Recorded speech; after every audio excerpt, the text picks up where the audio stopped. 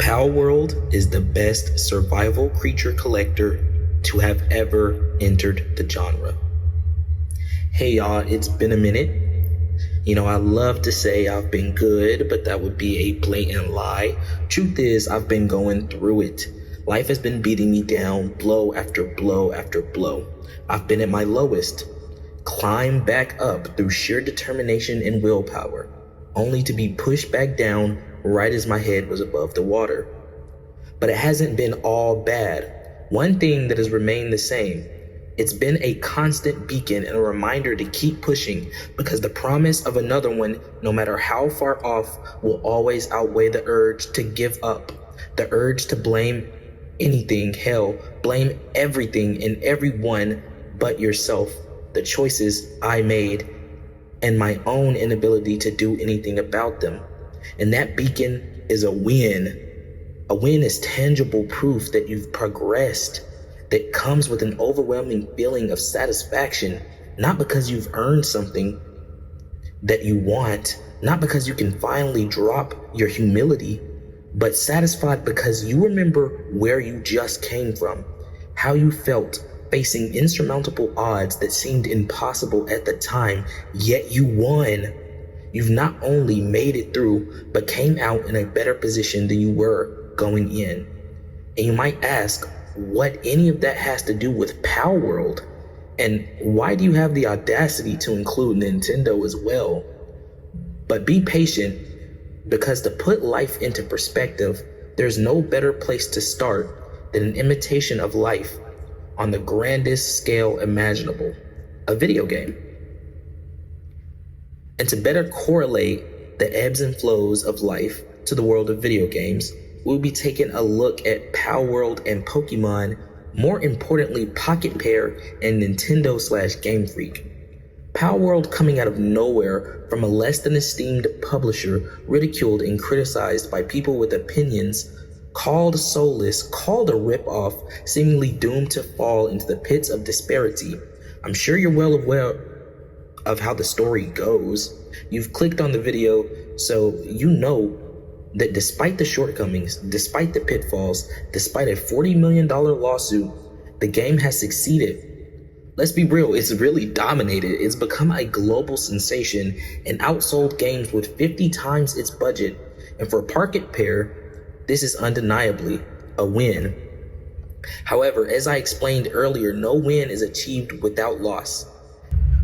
See, this isn't Pocket Pair's first game. They've made many, each time putting their best foot forward, building more and more momentum with each step, yet always falling short of something that resonated with people.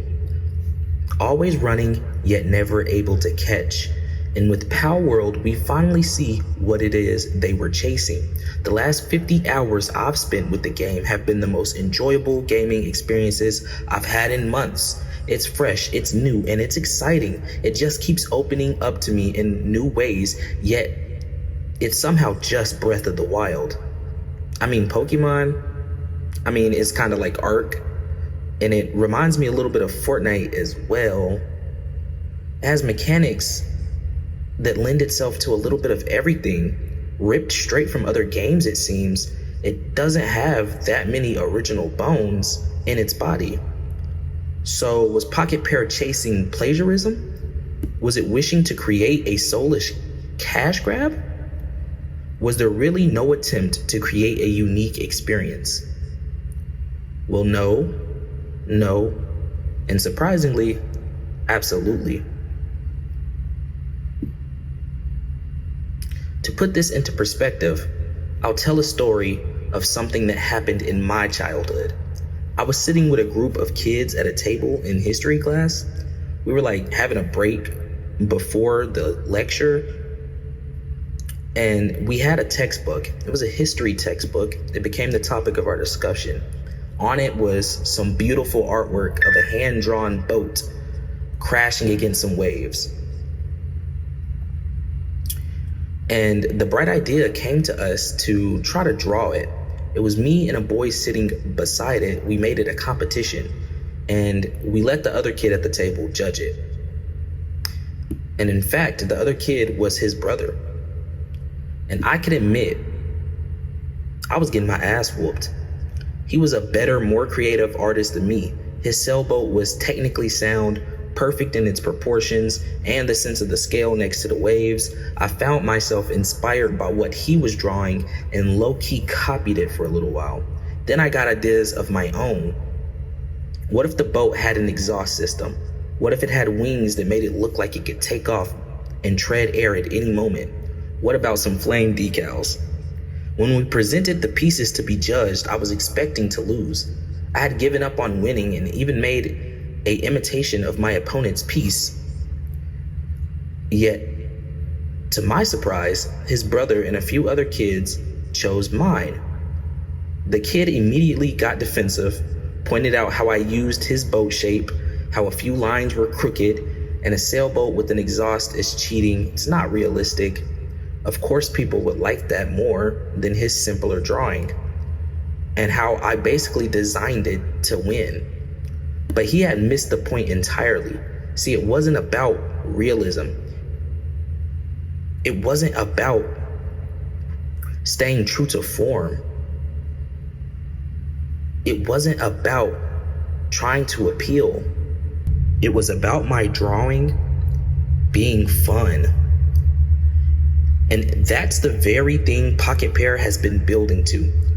For you see, Palworld wasn't the first game the studio has made with similar mechanics. Every title has been the same game, just with improved elements and graphics, more adapted concepts from release to release, each game being a better attempt than the last, yet never really close to their inspirations. And it's not to do with unoriginality or an inability to create a different genre of game altogether. See, it's simply because the mechanics are fun. They make for a freeing game, one where you can run, jump, slide, glide, climb, build, all the while trying to survive, level up, craft new items to further help you do said things. And now with the latest piece of the puzzle being monster taming, they finally built an iteration of their formula that works, and it does so because it's fun. Where most critiques see a soulless copy, those who enjoy playing games see a beautiful collage of everything they have come to adore about gaming, wrapped up in a polished, addicting package that stands out amongst the overly bloated, formulaic, and safe alternatives that AAA companies seem to prefer to push out nowadays. Palworld is an exciting breath of fresh air that reminds some of us gamers what games used to be. Fever dreams held together with awe and cool moments and an endless potential to laugh and captivate in equal measure. It puts you in the mind of the types of things that made goated series like GTA and God of War and other groundbreaking franchises so captivating to first-time audiences. That raw, energetic feeling as if you could do anything because it isn't afraid to say why not.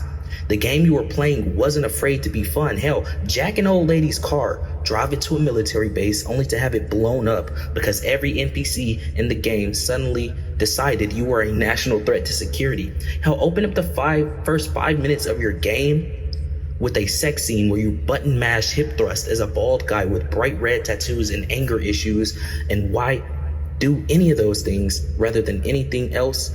Because they're fun. Because the experience you're having doesn't take itself so serious to forget that its entire reason it exists in the medium of a video game. See, Pocket Pair understands that this is the reason, and it has adapted these mechanics. It's not aiming to reinvent the wheel. They understand that innovation seldom comes from an entirely new way to do things, but rather a deep understanding of how to combine older things in a harmonious way, and therefore making something greater than the sum of its parts. And its success and reverence from gamers all around the world is just proof that that is just as effective. When I tell you I haven't had this much fun in a game in a long while, I really mean it. I love exploring new biomes, searching for new pals, and fleeing on sight from groups that are like 50 levels above my level. Every checkpoint is like a little dopamine hit of progress, and the death, a minor setback for real. I know that I will be validated by getting stronger, and that will outweigh everything I'm going through at a current hard point in the game. I'm doing side quests, I'm making a dream team of cool looking pals, and I'm debating on whether I want to capture every NPC I come across in a sphere to force them to live at my base to do my bidding. And while that's not how I choose to play the game, just having that option available makes me appreciate the way I choose to play the game. It makes it much more enjoyable, and that's because the freedom this game gives from going anywhere at any time, doing anything in any order without any extra fluff getting in the way of the gameplay is everything that the game industry has neglected. The divide in the mindset between publishers, critiques, and certain game developers versus the people keeping their lights on, the gamers, is somehow at an all-time high. These people fail to realize that their audiences, what their audiences truly need from a game. It's not realism, it's not meta commentary that makes you think about the one thing you turn the game on to get away from. Gamers don't want a slice of life. We have enough battles in the real world that we already yearn to win. What we yearn for is an escape, a place where we can go to be someone or something else, to work towards a goal that in the meantime that you're playing feels bigger than the daily grind we strive to excel at. The sooner these companies remember that, we automatically get quality back. We automatically get soul. We start getting era-defining titles that become ingrained in pop culture again, because in the pursuit of fun over everything, you create infinite choices for the player. You craft an experience that is able to capture the mind and expand it in ways the player never even thought possible. You create worlds that feel like places you want to go, not just ones that make sense. See, in the pursuit of fun over everything, you have no choice but to make a game that plays more like freedom. Good job, Pocket Pair and Palworld. Freedom is what you did right. After going through development cycles, failures, critiques, dealing with obscurity and small team and limited resources, literally nothing but passion and a dream, you guys were able to remind gamers why we play games, and inadvertently strike fear into one of the biggest publishers to ever make games, Nintendo themselves.